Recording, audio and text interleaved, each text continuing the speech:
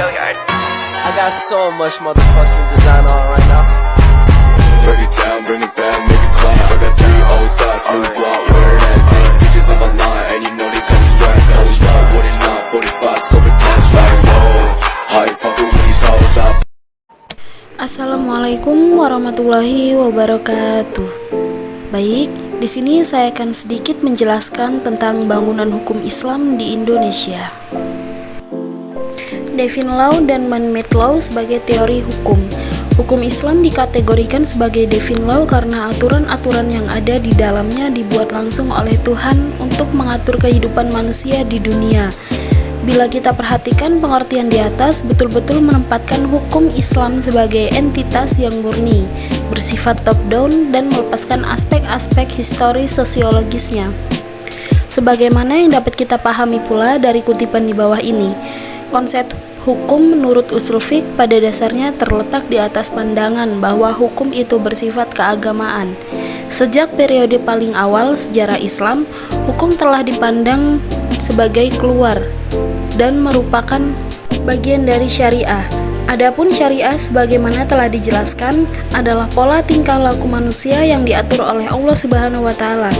Konsep hukum seperti itu sejalan dengan pandangan bahwa hukum itu harus bersumber langsung atau tidak langsung dari wahyu Tuhan, yaitu Al-Quran, dan penjelasannya dari Nabi Muhammad SAW yang disebut sunnah. Bila kutipan di atas dikaitkan dengan politik, maka itulah yang disebut dengan nomokrasi negara Islam. Sifat demokrasi negara Islam menunjukkan kepercayaan terhadap supremasi hukum suci yang menjadi sumber otoritas pemerintahan. Peraturan suci seperti secara inheren memiliki karakter supranatural yang luar biasa. Ikatan-ikatan penyatuan antara agama dan negara dan supremasi hukum suci berasal dari kehendak Tuhan, secara bersama-sama menegaskan kembali kewajiban setiap hamba untuk taat kepadanya. Menurut Khaduri, warga negara Islam adalah hamba Allah dan hukum-hukumnya adalah hukum suci. Karena ia berasal dari Allah Subhanahu wa taala, tidak diterapkan oleh manusia.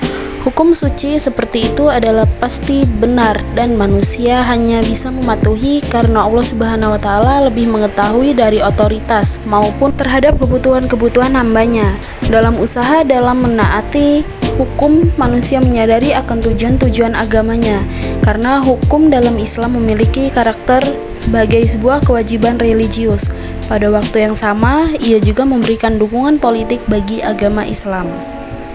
Pada kenyataannya, hukum Islam merupakan perintah Tuhan dan karenanya bersifat mengikat sebagai sebuah cita-cita agama yang berbeda dengan hukum buatan manusia dan dianggap sebagai fenomena sosial yang tunduk pada kebutuhan manusia dan nilai-nilai.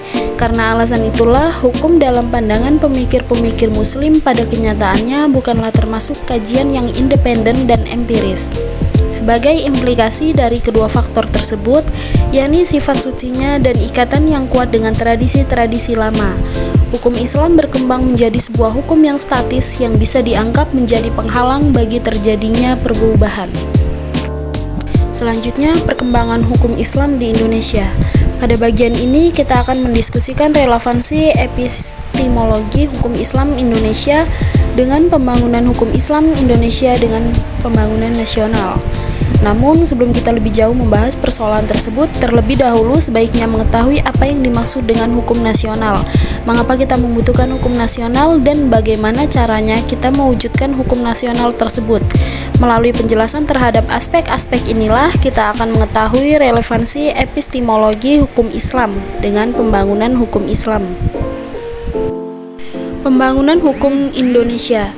Dalam rangka membangun sistem hukum nasional, pemerintah menerapkan kebijaksanaan untuk memanfaatkan 3 sistem yang eksis di Indonesia, yaitu sistem hukum adat, Islam, dan Barat. Sebagai bahan bakunya, ketiga sistem hukum sangat berkontribusi dalam pembangunan hukum nasional.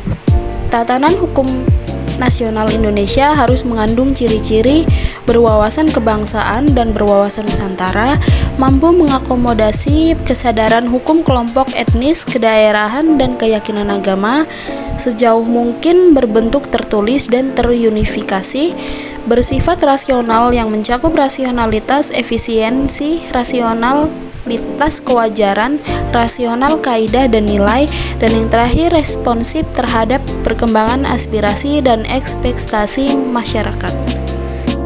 Selanjutnya, perkembangan hukum Islam di Indonesia, sarana dan prasarana. Berdasarkan penjelasan di atas, tampak sekali dalam hal penetapan kebijakan hukum di Indonesia, pemerintah telah menjadikan hukum Islam sebagai bagian dari hukum nasional. Kondisi seperti ini tidak semata-mata terjadi di Indonesia, tetapi terjadi pula di negara-negara berpenduduk Muslim, baik yang memiliki konstitusi Islam maupun yang tidak memilikinya. Sebagai sebuah sistem hukum atau bagian dari sebuah sistem hukum yang mempunyai teks tertulis dalam bidang-bidang yang dicakupkan, memiliki lembaga peradilan sesuai tingkatan-tingkatan yang diperlukan, dan mempunyai alat penegak hukum untuk menjalankannya.